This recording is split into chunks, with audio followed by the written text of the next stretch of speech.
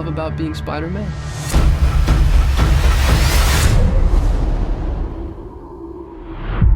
Everything.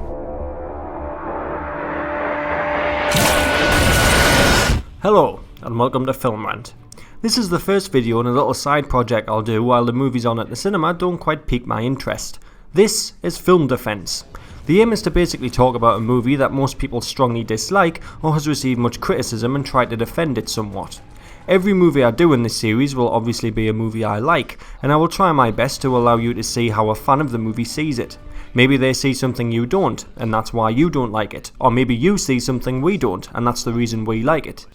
I'm not trying to brainwash anybody or tell anybody to like these movies, but I just want to open the discussion with these videos. Fair warning though, like my reviews, these videos will contain spoilers. Okay, so let's start with Amazing Spider-Man 2. At the moment, this movie stands on a poor 53% on Rotten Tomatoes, making it the worst rated Spider-Man movie to date. Frankly, I'm astonished at that. I'll come right out the gate and say that to me, Amazing Spider-Man 2 is the best Spider-Man movie to date.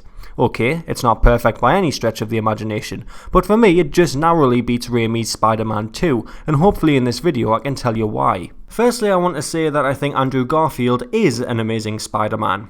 I love Tobey Maguire in the Raimi trilogy too, but I prefer Garfield's Peter Parker, which is very surprising given I grew up with the Maguire films. Mostly, Peter Parker is a quick-witted genius kid who always does what he can to help people, while trying to maintain a teenage or young adult lifestyle. Garfield portrays precisely this character. I love that he's cocky and jokes to the villains he fights. I think it also throws people off that he's a bit of a pretty boy too, but I don't really see the issue with that. You have to bear in mind that the Amazing Spider-Man movies were following up on an already pretty great trilogy, which had a great Peter Parker with great storylines and great villains. So the Amazing films had to change stuff up in order for it to feel fresh. They went with the modernised original style Peter Parker, added in the missing parents plotline and changed it to a much younger and teenage tone. For me, the first Amazing Spider-Man was a good film, but didn't really deviate enough from the original trilogy. The origin story was pretty similar. It didn't give any real information on Peter's parents, and the villain was about as good as Willem Dafoe's Green Goblin. It did have a totally different style though, and I was interested to see how that style would develop in a sequel. I digress though. Yeah, I love Garfield as Peter Parker, and I also think he acts brilliantly in both movies. I can agree with some people that Electro was underplayed at Amazing Spider-Man 2, and he really doesn't have that much screen time. But to me, he was an incredibly refreshing villain. It's not very often in these movies you find a villain who is actually a huge fan of Spider-Man to begin with, but is beaten down by the world around him until he snaps. I actually feel sorry for Max Dillon. I don't want him to kill everyone, but I can totally understand why he transforms into an electric terrorist. I've came across a lot of people who said they didn't understand Max's villainous motivation. I don't understand how this can be said. It's glaringly obvious what happens to him, so much so that it's almost a negative point of the movie how in your face it is. We see at the beginning he's a bit of a tragic character who seems very lonely and just wants people to recognise him, to know his name at least. He's treated like shit by his boss and pretty much anybody who knows him. When Spider-Man saves him from the rampaging Rhino to Bee, he feels, finally, somebody has come to my rescue, somebody knows I exist. To him, it actually validates his own existence. In the elevator with Gwen, he explains, out of everyone in this city, Spider-Man saved me. It gave him a reason to keep on going. To show this even further, it shows his slightly serial killerish wall of Spider-Man news clippings and fake headlines formed with newspaper letters. That's all it needed to show us that he's a bit odd. It's taken further with the conversation he has with himself between him and Spider-Man. We can see he's obsessed, which fuels his transform into villainy. That transformation comes when he falls into a glass tank full of electric eels and gets bitten and probably penetrated and a bit fucked up really. Sort of unlucky for him though, he wakes up to find himself covered in eel-like skin and can somehow conduct and shoot electricity from his wrists. Max wanders out into Times Square and accidentally gets himself in a fight with the police. In his frightened state, he also accidentally flips a police van over his head as he doesn't know how to control his powers. This gives reason for the police to surround him and put him in a very threatening corner. You get the impression he's like a cornered dog. They're usually lovely, but under threat they'll do anything to escape. We see his motivation in one single shot, and that's when he notices himself on every monitor in Times Square, showing to thousands if not millions of people on the news. This is the recognition he was looking for. He's amazed that the attention is all on him. That is until his hero Spider-Man shows up. The dialogue they have further shows what's going on in his head. He says to Spidey, "I don't know what's happening to me," to which Spider-Man replies, "I can see that, Max. I can see you're scared and I can see that you don't want to hurt anybody." Spidey also warns him not to move as it could electrocute pedestrians behind him. The police are waiting for Electro just to make one step before opening fire. As Electro stumbles back, a police sniper takes a shot. Electro then believes that Spidey is in league with the cops and try to set him up. Furthermore, he already thinks Spidey doesn't really care about him as if he got his name. So Max Dillon, a mentally unhinged fellow who just wants to be noticed and has been treated like shit his entire life, finds himself with an unbelievable amount of power, all eyes on him, and a personal hero that he believes just stabbed him in the back. That's the motivation. He's taking vengeance on a world that has been so cruel to him now that he has the chance. Sounds like a crazy thing to do, but hey, this sort of shit happens more than you think. Admittedly, it's a shame there's no scene in which he comes to realise the terror he's unleashed, like Doc Ock in Spider-Man 2, but I can live without that scene, to be honest. I like that he's partially relatable. I mean, I wouldn't go on a murderous rampage or anything, but everyone at some point in their lives feels the entire world is against them. Max feels this every day of his life, and when his one light in his life has allegedly betrayed him, he snaps. I fucking love Electro. One of the major criticisms of Amazing Spider-Man 2 is that it tries to juggle a lot of plot lines. That's a perfectly valid criticism, as we can see what can happen as a result of that. Just look at Spider-Man 3. While the movie skimps out on Electro a little and Harry Osborn a lot, I still think it forms a perfectly good narrative that doesn't seem oversaturated. You've got to bear in mind that there was another planned movie after this one. Amazing Spider-Man 2 was basically a big setup for the Sinister Six and Amazing Spider-Man 3 until those twats at Sony cancelled it. Maybe they should have waited to set up Sinister Six in their own movie, but I think it works perfectly fine in Amazing Spider-Man 2. Harry Osborn feels cast aside a little in the final act. But did you really want to see Green/Hobgoblin again for an extended period of time? For me, it just had the right amount of Harry, and I would love to see a bit more in the sequel. Considering this movie has to handle Electro, Peter and Gwen's love story, Peter and Aunt May moving on from Uncle Ben, Harry Osborn's introduction and transformation into the Green Goblin, and setting up the Sinister Six, it really doesn't do a bad job at all. It could have been an absolute train wreck with many plot lines, but I think it just gives the right amount of time to each without sacrificing any of the emotional moments or brilliant action sequences. But how about that romance part of the movie? A lot of people have complained that the movie focused far too much on Peter and Gwen's relationship. For me, it's the best plot arc in the entire movie, and it's wonderful to see on screen. Andrew Garfield and Emma Stone have absolutely electric chemistry on screen, probably helped by the fact that they were banging in real life during production. Okay, some parts of the romance story are cheesier than the penis of a male prostitute who hasn't washed for 40 years, but Garfield and Stone carry it so wonderfully that I could move past it. If it didn't have all of those scenes, would Gwen's death really have as big an impact as it did? To have an event like that happen at the end of the movie needed some form of setup. As it focuses on their relationship throughout, it really amplifies this scene. It's not like Gwen isn't an important character either, and that they just throw her in there to give Spidey a love interest. She legitimately helps Peter in many ways and is basically essential in defeating Electro. We see Peter can't work out how to make his web shooters shockproof, so she figures it out for him. Without her, Peter would never have been able to defeat Electro. Mary Jane was a perfectly fine love interest in the original trilogy, but did she really do anything at all to help Spidey? She was fantastic at putting herself in life-threatening situations and needing Peter to rescue her, but aside from that, she didn't really serve much to the plot. She even cheats on Peter with James Franco, but hey, who wouldn't? I mean, it's James Franco, right? I love that they make Peter and Gwen a team in Amazing Spider-Man 2, and it makes her death hold that much more weight. I think one of the greatest features of this movie is how much it humanizes Spider-Man. There's a great montage where he's taking off his suit every night and looks exhausted. Another great scene is where he's in a convenience store loaded with coal and has to stop a burglar. He tries his best to say, "I'm Spider-Man," with his runny nose. Both scenes are played for laughs, but it gives us the idea that Spidey may be superhuman, but he still suffers from all of the same things as we do. The whole point of Spider-Man as a character is a guy who has superpowers but battles the everyday struggles of an ordinary teenager, getting good grades, getting involved with girls, and dealing with changes in his life. Peter is shown to value all of those over being Spider-Man in the Amazing Spider-Man series. What's going on with him or Gwen, or him and Aunt May, takes centre stage over any supervillain or crime in New York. This is shown just after the first encounter with Electro, which takes place shortly after he's been told by Gwen that she might be moving to England.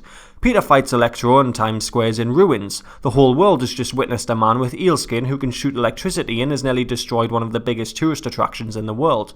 Peter lands in front of Gwen and simply says, "England? Really? He can believe and deal with Electro, but is more concerned about Gwen potentially moving. This is further shown after Gwen's death. There's a short scene in which he's sitting in the kitchen eating cereal and the news are asking, "Where is Spider-Man?" leaving us to think that he's done no Spider-Man work since the death of Gwen. He put the city aside to deal with his loss. You might be saying, but he's a superhero, he should be saving people, not sulking. But as I previously mentioned, he's still human. I can bet that if you lost the love of your life and you had superpowers, you would take a bit of time off too. I honestly think the film captures the character of Peter Parker and Spider-Man brilliantly, and it's nailed even more by Andrew Garfield. I also think that for a superhero movie, it handles emotion absolutely flawlessly. Often these kinds of movies contain no real human emotion. There might be the death of a friend, but the heroes usually pick themselves up and carry on, and it's not really focused on.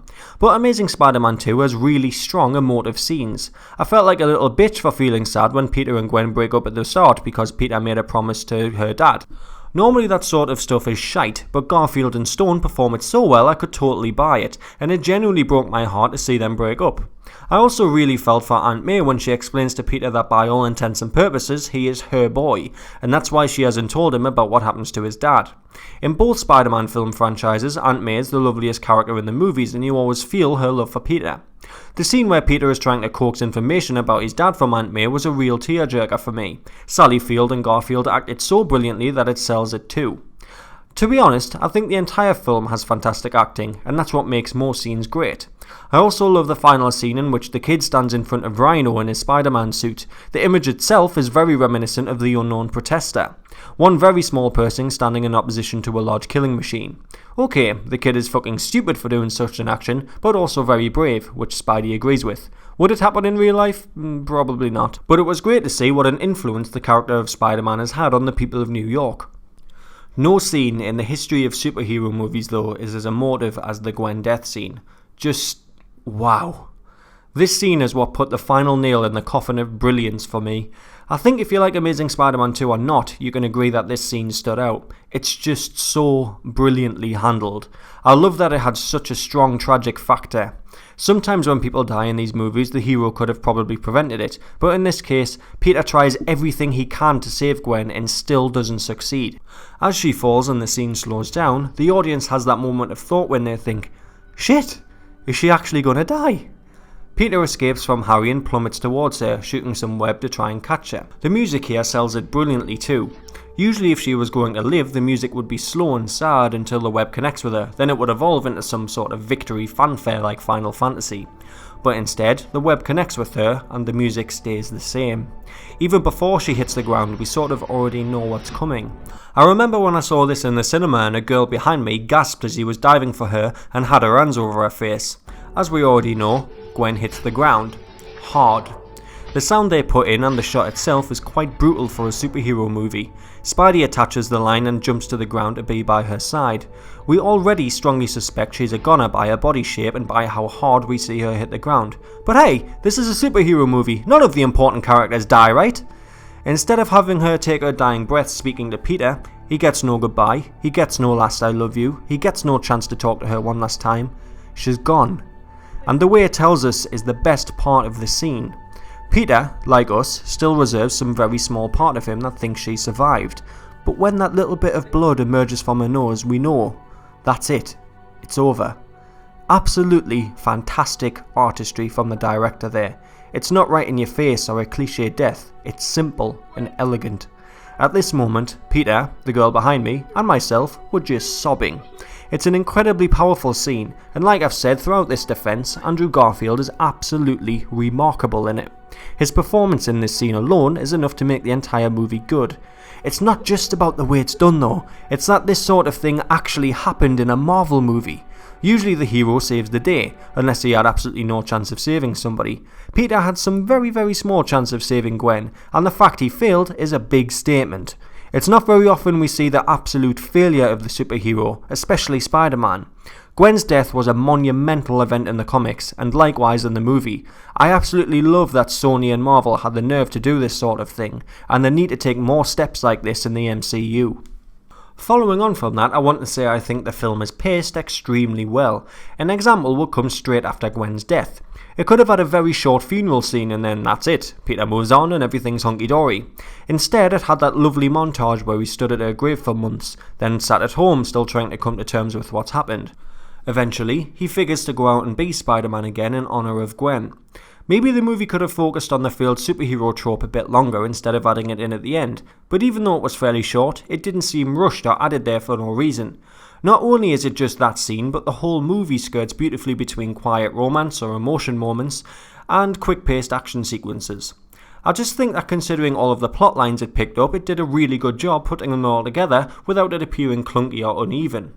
From a technical standpoint, I'd say that it's shot really well too. Some of the comic book style frame composition is gorgeous to look at.